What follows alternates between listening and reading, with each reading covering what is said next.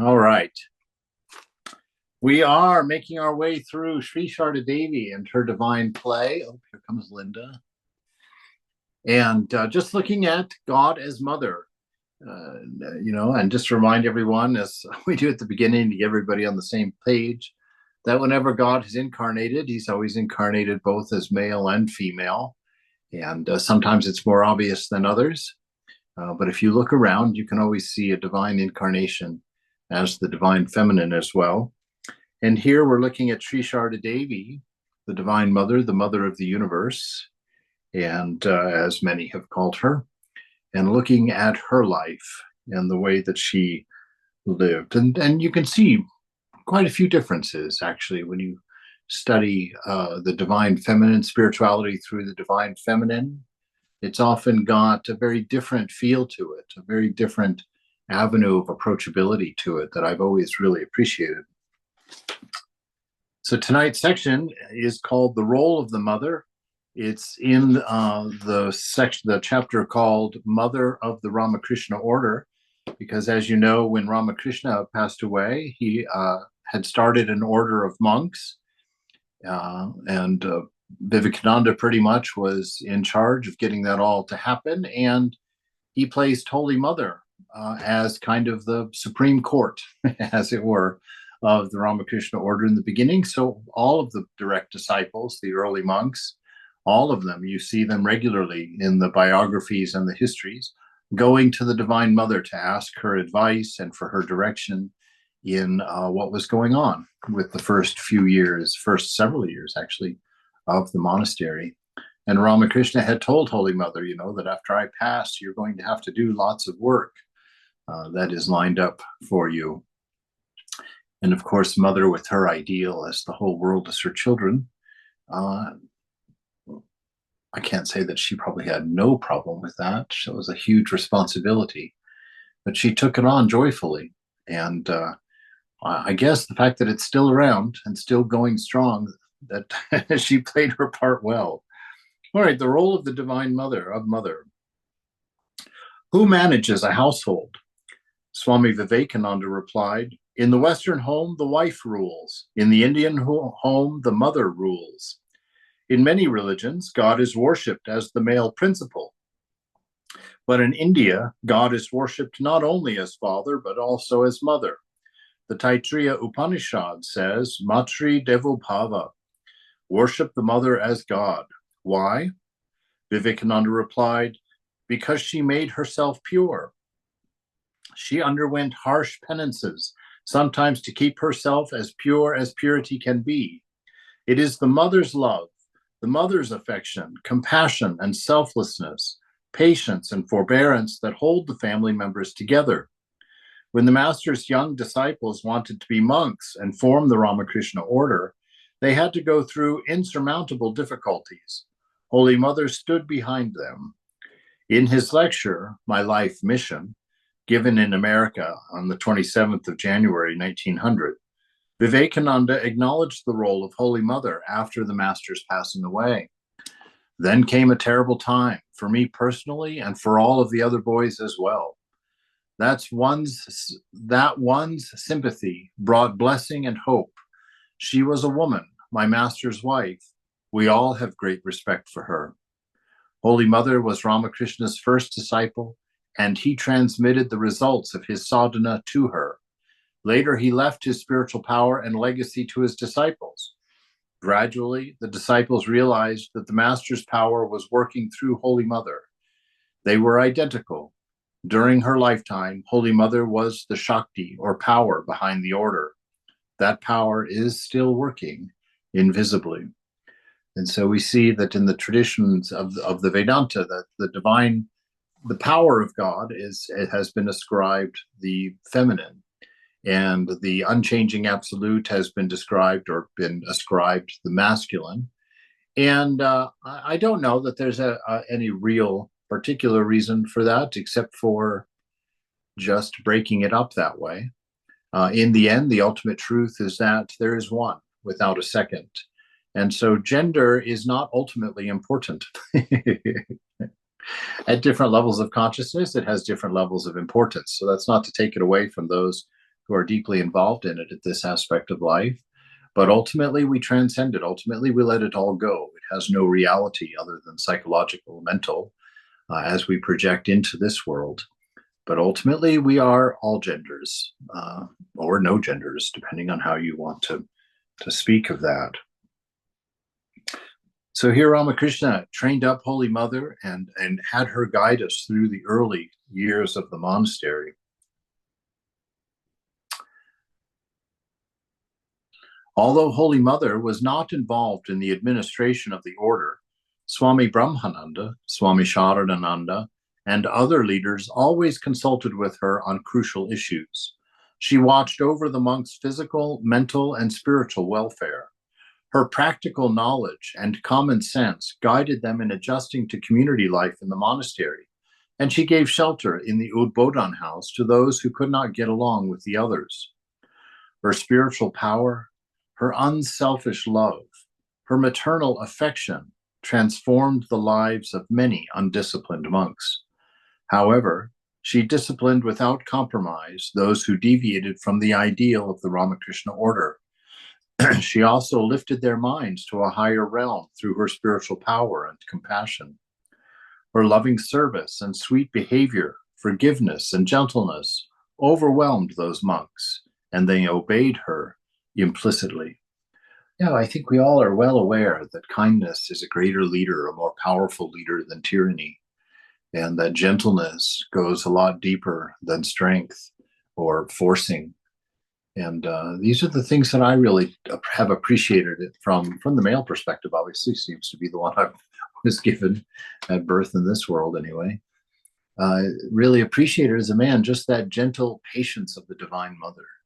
You know, as many of you know, I had quite a wrestling with religion at different times in my life, and I really have to say that there would have been no other way for my heart to be willing to open that door again had it not been for the Divine Mother and her nuns that I met at Sarada in Dakshineshwar, India, and just that profound initiation and the just seeing that intense sweetness. And I think in that was where I found confidence. In that is where I found a willingness and a thought that maybe I should try this again. Maybe I should look at spiritual life again. And, 25 years later now, if I were to sit here and meditate on that for a few minutes, I would have to weep because I can't imagine what I would have missed if it had not been for that specialness of Divine Mother and allowing me to see such a depth of grace. And this has become the charge in me that has sparked any of the change and growth and transcendence that I've had over the years. And Vivekananda said that he really felt like it was time for the West to enjoy God as Mother for a chance, that we had suffered enough under God as Father for a while. And so we hear now, looking at the Divine Mother and seeing this amazing compassion, this amazing forbearance, this amazing patience that is responsible for holding families together and deepening relationships in that regard. Regarding the monastic ideal, Mother said that those who could not uphold this ideal should marry rather than to pollute the purity of the order. She initiated and recruited many monks and gave ochre cloths to some of them, who later spread Ramakrishna's message in India as well as abroad. She foresaw that there would be temples and monasteries at Karmarpakur and Jairambati, and she made arrangements for them during her lifetime. She was behind the establishment of the Udbodhan, Jairambati, Golpara, and Karmarpakur centers. She also encouraged the monks to do relief work during natural calamities. As a mother bird protects her fledglings from the storm by spreading her wings, so the mother protected the master's disciples from various vicissitudes. In 1889, Swami Brahmananda had a desire to practice austerities in the western part of India. The mother was then at Jairambati. When she came to know of his intention, she wrote to Balaram Basu, "I hear that Rakal wants to go to the western part of India to practice austerity. The last time he did this in Puri, he suffered from the cold. It will be better if he goes in February after the winter. But his desire is strong. Then I have nothing to say. But if his desire is strong, then I have nothing to say. See, that's that's the kindness of the mother, giving her opinion and saying this, I think this is best, but if you strongly desire that, I give you room. I give you space for your autonomous call.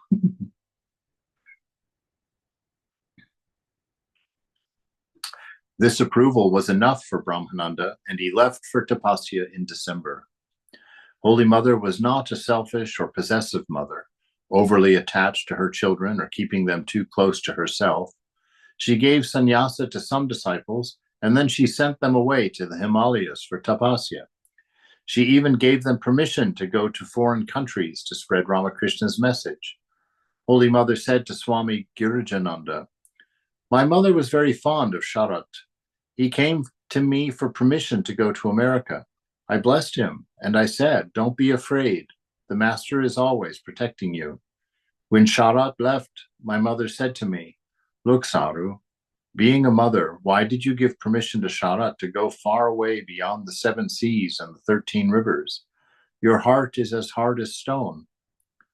Holy Mother tied the monks to her with an unfathomable love and affection. She watched over their physical needs as well as their spiritual welfare." Swami Virajananda recalled. This reference to the mother tying the monks together with her unfathomable love and affection. This is very key to the center of your spiritual life. That love really has to be in there, because that cord of love is what will bind you into the union with the divine. It's in Jesus's final prayer on the planet, which I always put a lot of stock in, because I just think of what he went through in that last prayer. Really packed a wallop in it, where he really prayed for unity, fully aware that he was going to be betrayed and have to suffer and all of that. His only prayer in that final prayer, and he begged it of the Father several times, "Please let them be one in me as I'm one in you, and may the cord of love bind us all into a union, into a unity." And so we find that this response to this love is really our only tool toward transcendence. That this divine grace and this divine love and this divine mercy and this compassionate gift that we have been given the opportunity to pursue, just the giving of that opportunity has all of the power in it that we need to do the work, to work out our transcendence, because the heart will respond to that love through an inspiration that will take us all the way to the ecstatic experiences of the Divine Master, of Ramakrishna, and of Holy Mother as well.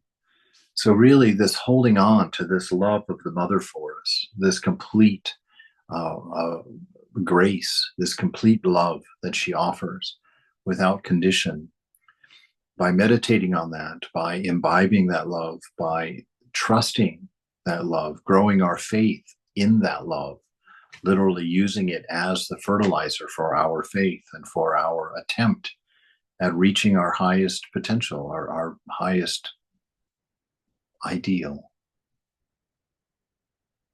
And it's got to be that love, because anything else would run out.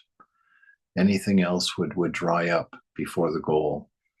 Love, when you're talking about the divine, when you're talking about spiritual life, love is the infinite fuel, and God is that source. And we use that. We use that meditation on that source, on that love, on that constancy, on that depth, on that purity of love, that unconditioned nature of divine love. That's what we throw ourselves into for our absorption, for our contemplation.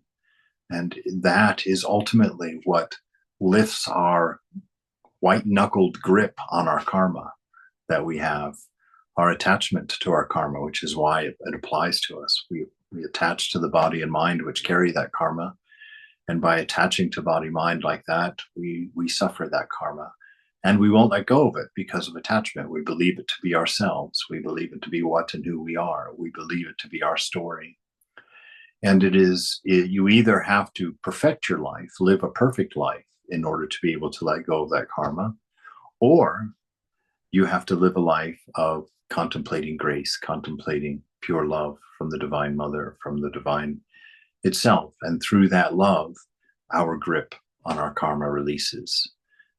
We become inspired to leave it behind. So Swami Virajananda recalls, towards the end of the summer of 1893, Holy Mother was staying at Nalambar's garden house in Belur. She lived on the second floor with Golap Ma and Yogan Ma. Swamis Yogananda and Shrigunatītananda lived downstairs as her attendants, and they did all of her errands. The Ramakrishna Math was then at Alambazar. I joined there and went to visit Mother, which was my second meeting with her. Swami Virajananda met Holy Mother for the first time in Jairambati, which was her hometown, in the autumn of 1892. I prostrated at her feet and she asked me to stay there that night. The next morning, when I was about to take leave, she said to me affectionately, "My son, this time I am very much pained to see you. What a nice, plump body you have had previously. Repeated attacks of malarial fever have now brought your health to such an emaciated condition. Well, you have joined the monastery, but you know those people there are penniless and fakirs. How can they procure the requisite nutritious food for you? What necessary care for your health is possible there? So I suggest that you go back to your home and stay there until you regain your health with proper diet and medicine." I was at least prepared for these words of the mother. Astounded, I couldn't utter anything for some time. After a while, I said, "Mother, you're asking me to go home. What shall I do there?" She replied, "You spend your time practicing meditation, doing japam, worship, and studying the scriptures." Coming downstairs, I could not hold back my tears. I went to a secluded corner of the garden and wept bitterly. Swami Yogananda heard the whole story from Golap Ma about me. He consoled me and asked, "Have you received any initiation?" "No, I have not," I replied. "Then why did you not ask the mother what meditation and japa you were to do at home?" Said Yogananda, "Well, ask her tomorrow after your bath." Those words of the Swami were to me a revelation. I did not know till then that the mother gave initiation to anybody. However, as per the instructions of Yogananda, I went to the mother the next morning after she had finished her worship and put to her the tutored question. The mother then initiated me formally. The mantra that she gave me for japa and meditation was not in tune with this particular aspect of sadhana I had been following. So I was a little confused and asked her openly, "Mother, I've been meditating on God in such and such a manner. That gives me great satisfaction." "No, my son, what you have received from me is better for you," was her short reply. How strange. I felt within myself an instantaneous transformation of my outlook on sadhana. I spent the whole day at the mother's place before my evening departure for the Alambazar Mat. It was July, right in the middle of the rains. In Bengal, the Ganges was full to the brim. A thick mist had enveloped the atmosphere, and the evening darkness was following soon. It was drizzling. Suddenly, I felt a sob deep in my heart. The gloomy, inclement weather outside represented my state of mind. With a heavy heart, I went to the mother and said, "Mother, I will take leave of you now." "Yes, my son," she said, "it is time. Well, come here now and then. See that the body gets strong." She then touched my chin by way of motherly blessing.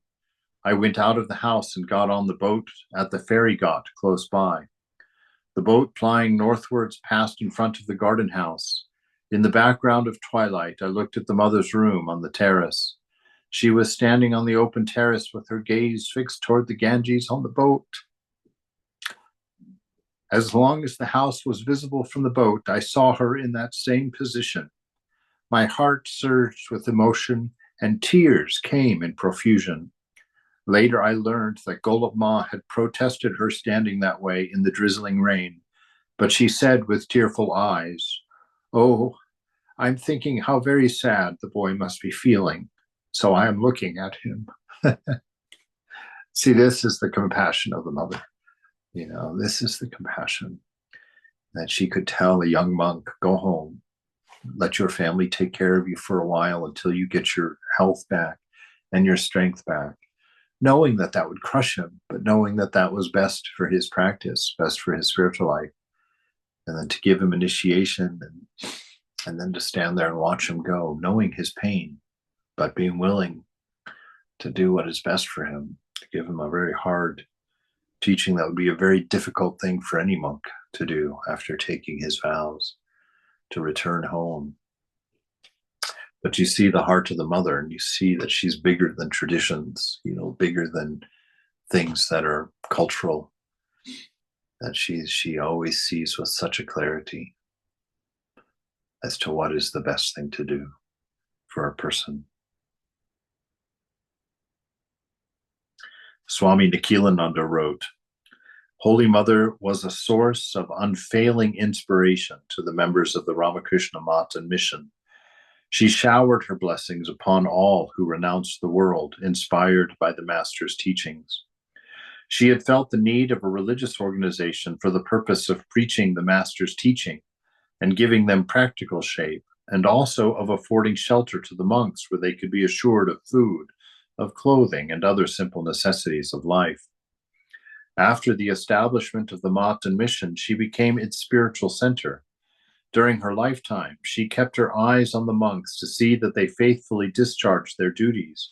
Like Swami Vivekananda, she looked on the organization as the visible body of Sri Ramakrishna, and its very part as one of her own limbs.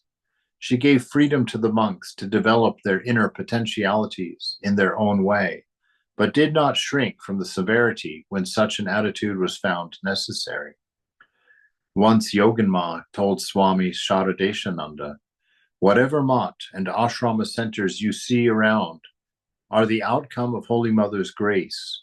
Wherever she visited any deities, she prayed with tearful eyes, Master, please create a shelter for my children to live in and arrange a little food for them to eat.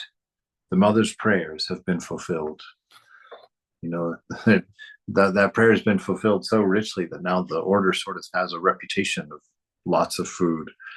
You can see at our centers whenever you go for any of the special events, there is so much food available. So we all blame that on Mother with kind of a sweet wink in our eye, a smile toward her faithfulness to all of us. At the Kolpara Ashrama.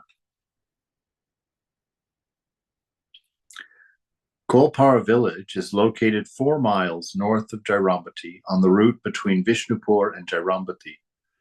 When Holy Mother began to travel by train from Calcutta, she would stop at the Vishnupur station and then take a bullock cart to Jairambati. She would break her journey at Kolpara Ashrama, which she called her parlor, her resting place. This is it's a very small village. It's not far.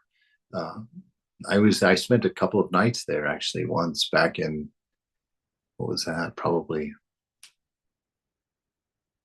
my goodness. That was probably in 2000. That was a long time ago. Wow. But yeah, it's just a very small center. That's where I met that, I told that story of that old man. I don't know if you remember. It's a wonderful story. I'll tell you just because. But I was there. I was very young. Well, I wasn't very young at the time. I was 35, I guess, and had just joined the order not long before that. And I was in my brahmachari robes, my white colored robes, and I was at Kolpar, and I was having a conversation with the head Swami there, who had gone out and done some great sadhana at the Narmada. So I was just talking to him about what that meant, what it was like to be a wandering sadhu like that. So he was telling me that story. And while he was doing that, this very old man, a village man, very simple, very sweet man, came up and was listening to the Swami tell the stories and was just staring at me while the Swami was talking, kind of befuddled, kind of a little bit of a confused look, like he wasn't quite sure what to think of me. And so when the Swami finished telling his story, the old man asked him, who I was, and the master and the Swami said, "Oh, this is Vance Maharaj. He's just recently joined the order." And the man looked at me, and it was such a moment, really, that wow, I really, it was hard to process what happened, because when the man saw that, he took both of my hands, he began to cry, took both of my hands and placed them on his head, went down on his knees in front of me, and then ultimately went all the way down into an Ashtanga Pranam and laid his hands on my feet and just kept touching his head, touching his head.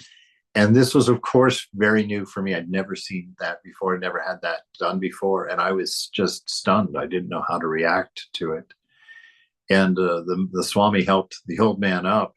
And I was asking the Swami, I was like, what was that? What's he doing? What's going on, Maharaj? I don't understand what's happening.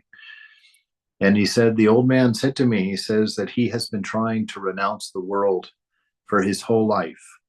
And he said he has almost nothing to renounce. He lives in a little hut, he's got almost nothing, but he has not been able to renounce that little bit. And he says, and now he sees me standing there in brahmachari clothes, having renounced, and I come from the land of gold. I come from one of Valhalla, as far as he was concerned, in his own mind, and was just stunned that, that I was able to renounce, and was lamenting the fact that he was not able to at that point. Of course, all of this has caveats, but it made such a huge impression on me of just the purity of his heart, of what he had done, and the amount of grace that I felt in having gone through what I went through without without really even knowing. But that's when I had that dream, that night when I saw that beach, that infinite beach, and everybody was trying to make their own piles of sand on the beach, and were being very protective of their individual piles of sand. And I was just observing all of this, and people were fighting. When somebody would go get some more sand from somewhere, somebody would run over and take some of the sand from their pile and put it on their own pile. And it was just this constant exercise, everybody living in fear and competition for protecting and getting big piles of sand, when they were on a beach that had an infinite amount of sand. And when I woke up from that, I sat there laying, and I realized that Mother was saying, see, that old man thought that you had renounced more. She said, but you see, if you eat 1 tablespoon of sand on the beach, that is enough to know that sand is not a good food for you. It's not your natural food. So what difference is it to renounce 1 teaspoon of sand, or to renounce an infinite beach of it? It is the same act. And I saw that, and the next day I shared that with the Swami, and this reality of like renouncing much is not any better than renouncing little. Renunciation is the thing, discerning and seeing the nature of things in this world, and setting something down because you've discerned it to not be the best thing, to not be the right thing, to not be the helpful thing, and to not count the number of things, because that has nothing to do with anything. We renounce not because we're making a sacrifice. I mean, what kind of sacrifice is it to not eat sand? And so when we learn that in this world there's nothing here that's of any value to us, as far as our sustenance, as far as our true nature goes, except for the love and the potential of that love here. That's all that we can get from this place. But to renounce these things that we're going to give up when we die anyway, what merit is there? Nobody leaves here with their stuff. So what is it? What honor is that to a monk to renounce it? What what safety is it to a householder not to renounce it? It goes anyway. You either give it willingly or it gets taken out of your fingers, no matter how tightly you grip. So renunciation is not an act of sacrifice that one should be decorated for. It's an act of common sense when one realizes the nature of things and wants to move beyond them, to grab onto our own nature, which is far more valuable than any of the things that we can take from the externals here. You know, there's nothing here for us to take. All that we're here to do is to manifest. Manifest what? Our divine nature, right? Satchitananda. Ours is to take this moment, gather all the pieces with non-resistance that it's offering, create something beautiful, offer it back to the universe, and then look around at the moment again and do the same. Infinite repetition. Accept the moment as it is, take what it brings, create beauty, offer it, do it again. This is the purpose of life. Life is not linear. It's a point. It's right now. It's not a whole long time. It's right now. And this is your life. You know, this is what you're doing with your life.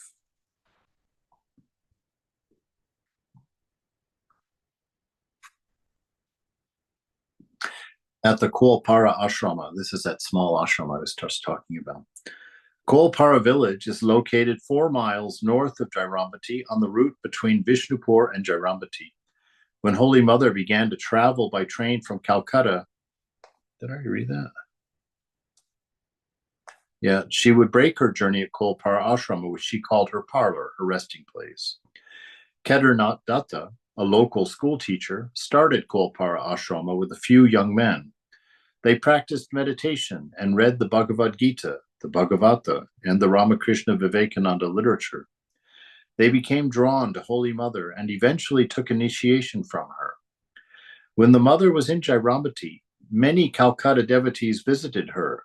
The young men from Kualpara carried groceries, vegetables, and other necessities to her.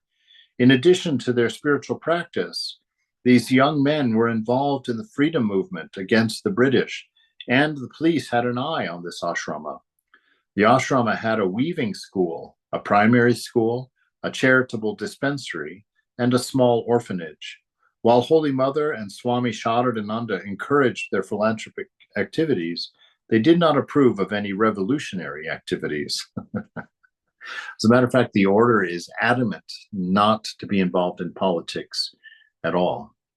And I actually saw a man, I actually saw a Swami slap a man once in this regard, because I was at the Ice House, which is it's where Vivekananda visited when he was in South India. And they've now turned that into its own center. And so they were modifying, kind of renovating it, I guess, at the time. And this worker man had put up it was election season, and this worker man had put up a bill, pasted up a bill on the side of the ashrama for his party or his candidate or whatever. And he had just been finished posting it when Swami and I came around the corner. Oh my goodness, you should have seen the Swami's eyes when he saw that this man had plastered his his party's bill on the side of the building. He went over, just read him the riot act, smacked him, told him he'd never bring politics to this place. This place is not about the politics. This place is about life, about God, about love, about the heart. And really laid into the guy. The guy was so sheepish, so apologetic, scratched that whole thing off of the wall with his fingernails. So the order is very, very adamant that it does not take any political positions on things. It does not make any opinions about them. When Kedar approached Holy Mother for sannyas, meaning he wanted to take his final vows as a monk, she was reluctant to confer it because he was his mother's only son. Moreover, his health was not good.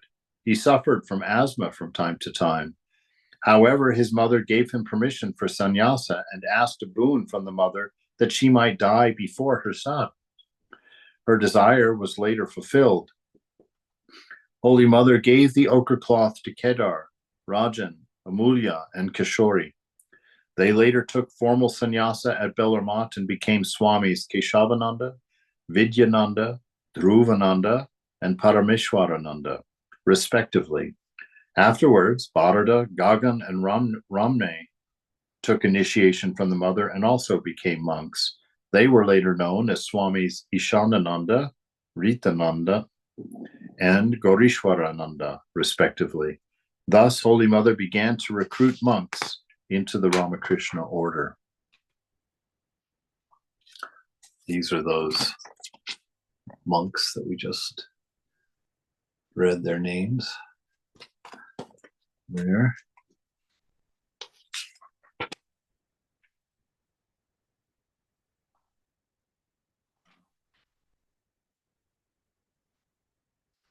Keshavananda donated his parental home near Golpara Ashrama to build Jagadamba Ashrama, where Holy Mother stayed on several occasions for long periods at a time.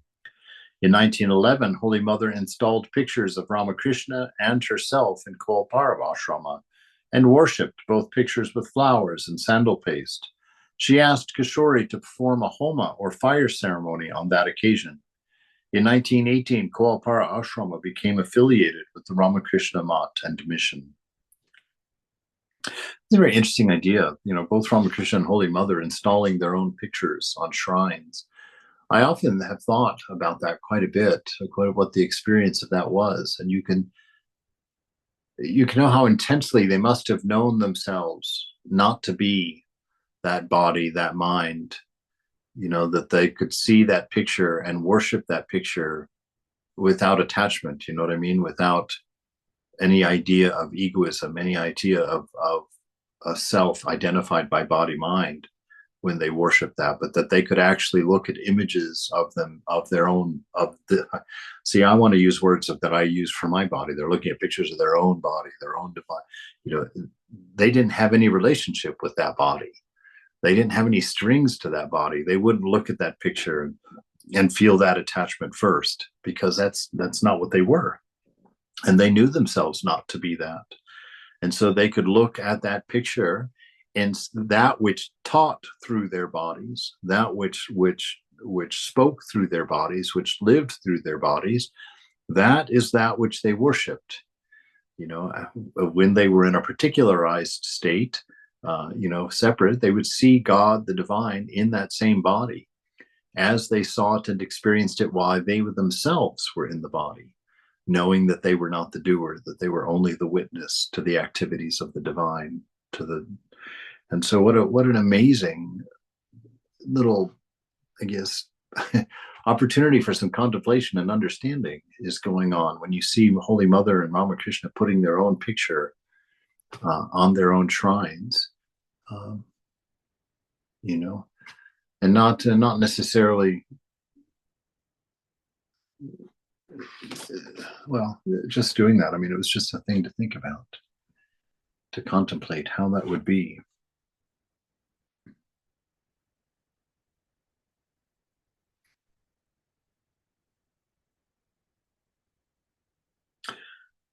Although Holy Mother hid herself behind a veil, she had a dynamic personality.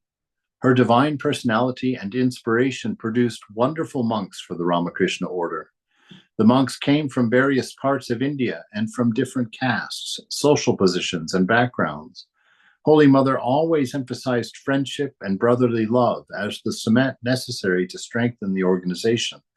And this reminds me actually of a conversation I had with Swami Prabhupada that really, I learned this for the first time from him, because I remember we were talking at lunch and they were looking for a new head of a center for one of the centers here in America. And I was a little confused because I had heard that they had asked 2 or 3 monks to come and take that position, and that all 3 of those monks had said no. And my idea of monasticism in my own head was obedience, but oddly enough, obedience is not in the vows of the Ramakrishna order. And so I was sitting there trying to think, I asked Swami Prabhupada, I was like, Maharaj, how come those guys can say no like that? I thought that if a senior Swami asked you to do something, you did it. There wasn't a choice in it. I don't understand. And he said, no, you see, the ideal for a sannyasin is the sannyasin is only answerable to God. Nobody can tell a sannyasin what to do. The sannyasin is absolutely independent. That's part of the path and part of the whole uh, context of the path itself. And I said, well, how does the order work? I said, how can anything happen if nobody can tell anybody what to do?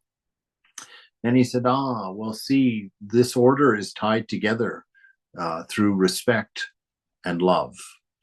And he says, you see, we listen to each other and we do what's best with each other based on our love and our respect for each other. That's how the order goes forward. And as a young monk, you can't even imagine how wonderful that made me feel. I was like, what a beautiful group of people I've become a part of here. It was so different from any perspective of monasticism that I had ever seen, like in the movies or whatnot. They were always so mean, frankly. And to just see that kind of different attitude and now to be reminded of it. Of course, it's Holy Mother that it's sourced in. Just because, that's how a mother leads. That's how a mother keeps her respect. It's not because she can beat the children. It's So, because, so yes. I got kind of a weird question, but it's something I've wondered about that little passage before. But Mm-hmm. why are the pictures that we have of Mother unveiled? Uh, I guess she presented it that way. I think that for us, we have that intimacy with her as the relationship between us and the divine feminine isn't veiled. In that sense, it goes beyond that. And she's not presenting herself to us as a woman.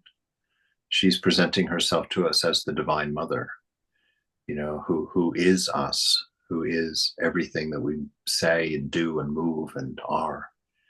And that there's a level of intimacy there um, that is honest, that is uh, earnest. And so I think that she presents herself egolessly as the divine mother, and that we don't look at the body and stop at the gender. We look through the divine mother at the universal mother, that universal power. But that body, we know as the mother, as the divine mother, and we see her as our mother, which is why one of Ramakrishna's teachings about purity, the way to be for men anyway, and I suppose for others as well, depending, but that the to see all women as mothers. He says that's the difference in the ideal in India, is that women are lauded as mother, whereas in the West they're lauded as wife. And he said, that seeing woman as mother for the man's mentality is much more helpful in purity. So I think it's taking all that together. I think that's why she did that. How could we know the level of her love if she kept a veil? How could we know the level of trust, the level of vulnerability she's offering if she didn't take the veil off? Interestingly enough, though, this is kind of a oovy groovy story. So Hmm. I don't like to tell these when the recorder's running, but it's not a big deal. But there was a very old devotee down in San Diego.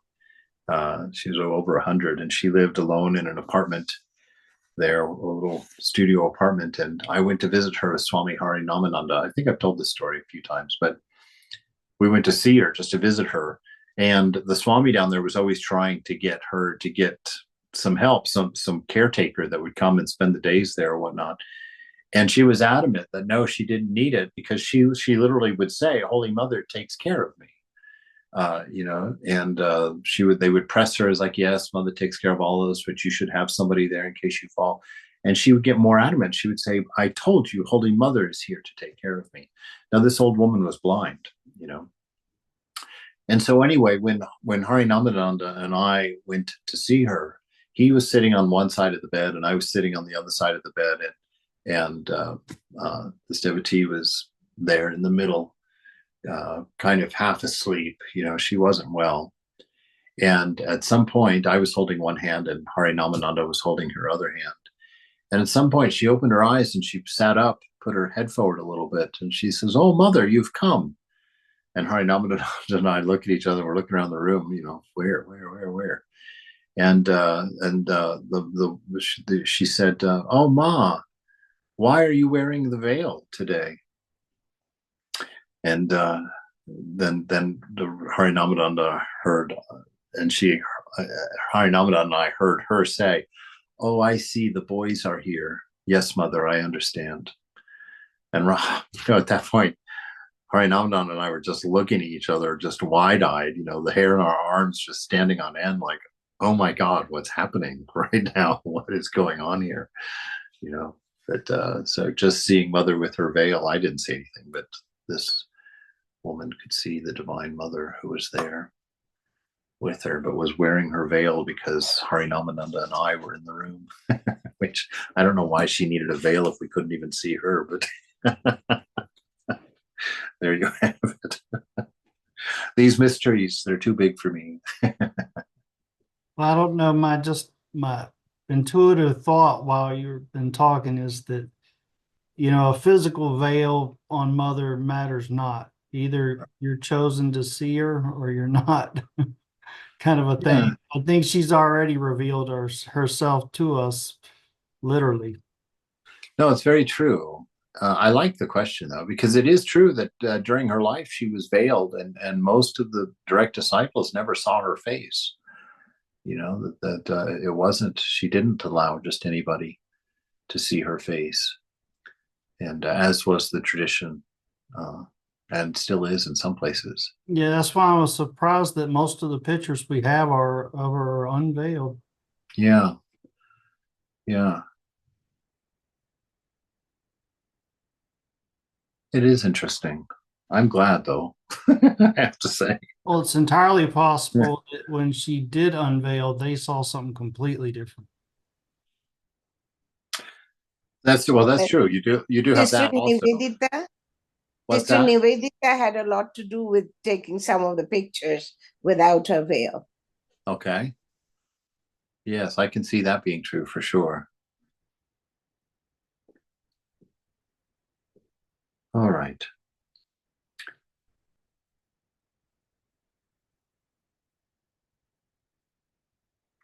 Although Holy Mother knew that it was necessary to maintain discipline in a monastery, Holy Mother disapproved of any unnecessary harshness or excessive exercise of authority. Swami Keshavananda, the head of the Kualpara ashrama, was a hard taskmaster and demanded strenuous labor from the monastic workers, some of whom were his students. He often acted like a dictator over the center and was negligent in giving monks proper food and care. As a result of this ill treatment, some of the ashram members left to take shelter under Holy Mother or Swami Saradananda. Keshavananda lodged a complaint to the mother, saying, "Mother, my workers formerly always obeyed me. Now it seems they have become smart. They don't always carry out my orders. They know they can find shelter with you or Swami Saradananda. You give them affection and good food, too. If you and the Swami do not keep them with you, but return them to me, I shall be able to keep them under control." Stunned by these words, the mother said, "What is the matter with you? What do you mean? Love alone is the essential thing. The Master's organization is growing only through love. I am their mother. How impudent you are to make such a caustic comment to me about their food." Keshavananda was quite austere and frugal. He did not want to spend money on healthy food, even when the monks were suffering from malarial fever. In Kualpara ashram, they would offer to the master rice and a vegetarian dish with spinach, which the monks afterward partook as prasad. Generally, the monks of Kualpara brought vegetables and groceries to Jairamati, but once they did not show up for a couple of weeks. Concerned, Holy Mother sent her maid to investigate and learned that they were all suffering from malaria. She dictated a letter to Radhu for Keshavananda and sent it through her maid Nibu. Dear Kedar, I have installed the master at Kolpara. The master used to eat rice and fish also. So I tell you, please offer rice and fish at least on Saturdays and Tuesdays, and not on Sundays, and a minimum of 3 kinds of vegetables. If they practice severe austerity without good food, how will the monks fight malaria? She was extremely practical. If monks are physically weak, how will they serve the order? The mother later indignantly told Keshavananda, "What is this? How can you run the ashrama through shrewd manipulation? These boys may be your students, but if you scold your own children too much, they will leave you." The mother was fond of Keshavananda for his dedication, and he also was very devoted to her. But the mother did not indulge any inappropriate requests from her disciples. Once in Koalpara, when Holy Mother was staying with Radhu, Keshavananda reported to her that his workers were not obeying him and wanted to go elsewhere. He wanted her to persuade them to stay at Koalpara and asked her to see that they did not find shelter in any other ashram. Angrily, the mother replied, "How dare you ask me to speak to the monks that way? Do you mean to say they should not be allowed to find accommodation anywhere else? They are my children and have taken shelter with the master. Wherever they go, the master will look after them. And you want to extract a promise from me that they will not find any shelter at any other place. I can never utter such a promise." Everyone was frightened by her loud voice, her reddened face. Keshavananda at once fell at the mother's feet and begged for her forgiveness.